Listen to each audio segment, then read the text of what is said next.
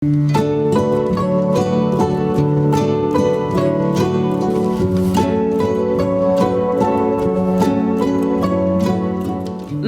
i tyre nis herët, ashtu si për çdo fëmijë tjetër që shkon në shkollë. Por për këta të mitur, ndryshon ambienti ku ata marrin mësimet. Është pavioni i shkollës që të miturit e qendrës edukuese korrektuese në Lipjan e vizitojnë të parin gjatë ditës. Ata janë të privuar nga liria e plot, por kjo nuk do të thotë se mundësia për mësim është e kufizuar njësoj. Zyrtarja sociale për trajtimin e të burgosurve në Lipjan, Flak Ymiri, thotë se aktualisht brenda këtyre hapësirave janë rreth 60 të mitur të privuar nga liria. Megjithatë, rreth 20 prej tyre po marrin mësime në shkollën e qendrës. Dita këto fillon me zgjumje në ora 7, kryen rutina e mëngjesit, pastrimi edhe pastrimi dhomave dhe fillon me shkollimin, siç e pat edhe mundësinë e të miturve nga pavioni deri tek shkolla, siç përcjellen nën mbikëqyrjen e oficerëve korrektues, edhe gjithçka me kujdes shtun vin deri te shkolla dhe fillon procesi mësimor nga ora 8:30. Në qendrën korrektuese, numri varion nga dita në ditë, sepse kemi lirime, kemi pranime. Aktualisht dikon rreth 60 mitën janë që janë në të dy qendrat, në tipin e mbyllur në qendrën korrektuese dhe në qendrën edukuese. Mirë po siç e po dikon mbi 23 nxënësa avjojnë procesin mësimor. Fatmirësisht që tani e një vit kem fillu edhe me mësimin klasor, me mësimin e përshpejtuar nga klasa e parë deri në klasën e 5, për ata të mitur të cilët nuk din shkrim lexim, që ka qenë një sfidë për ne edhe për ta sigurisht, sepse ka qenë e vështirë involvimi në programe dhe rehabilitimi tyre, cilët nuk kanë pas vështirësinë në shkrim lexim. Sigurisht që nga klasa e 6 deri në klasën e 9 ka qenë mësimi në vazhdimsi, kemi edhe shkollën e mesme, mirë po nga kjo qendër ne numërojmë 5 studenta për 5 vitet e fundit cilët kanë arrit të ndjekin studimet edhe diplomojnë.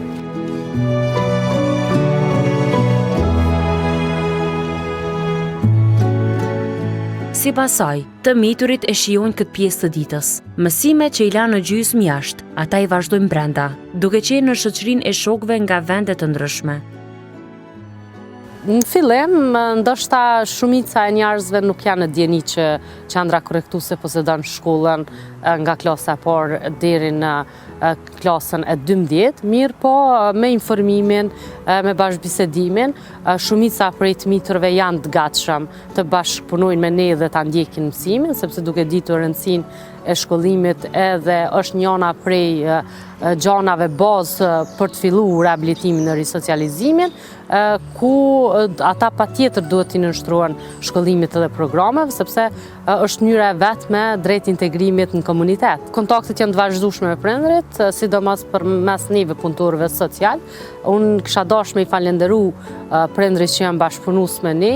edhe janë njëri prej shtyllave që inkurajojnë të miturit që me ndjek hapa të cilët ne i propozojmë edhe punojmë me ta, sepse kështu është shumë më e lehtë edhe bashkëpunimi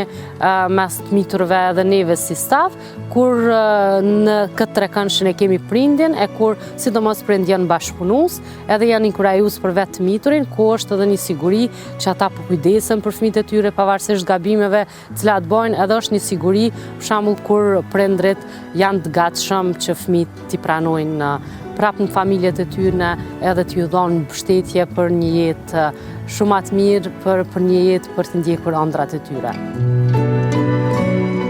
Ymiri thotë se çdo i mitur mund të diplomohet brenda qendrës. Pas daljes nga kjo hapësirë e izoluar, ata gëzojnë të drejtat e plota, ashtu si çdo i ri tjetër, nëse dëshirojnë të vazhdojnë studimet akademike apo të punësohen.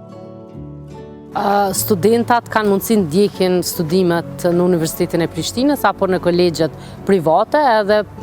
as pak nuk është pengesë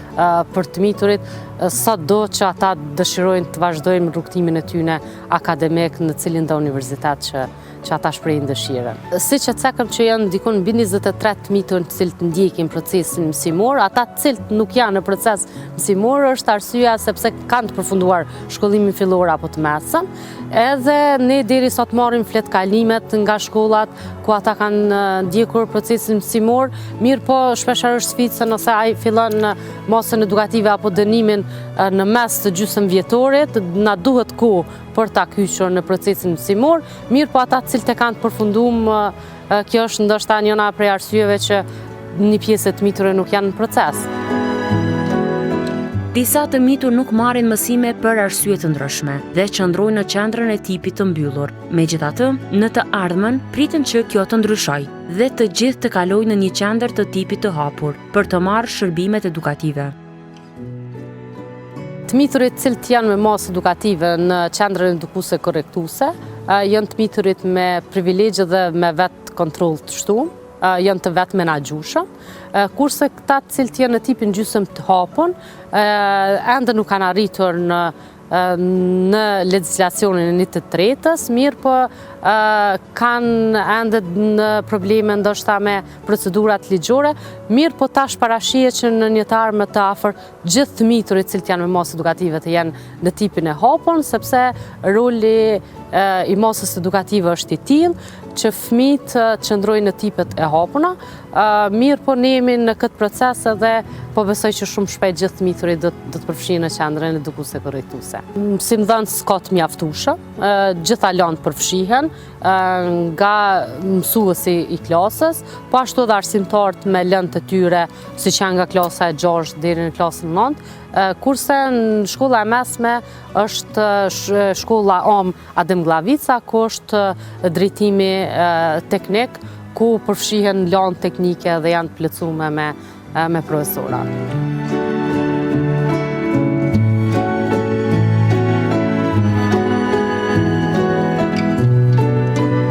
Përveç edukimit, të miturit janë të përfshirë edhe në programe rehabilituese dhe aktivitetet të tjera, që i nxisin ata të angazhohen dhe të përgatiten për jetën sociale, si dhe për jetën jashtë qendrës.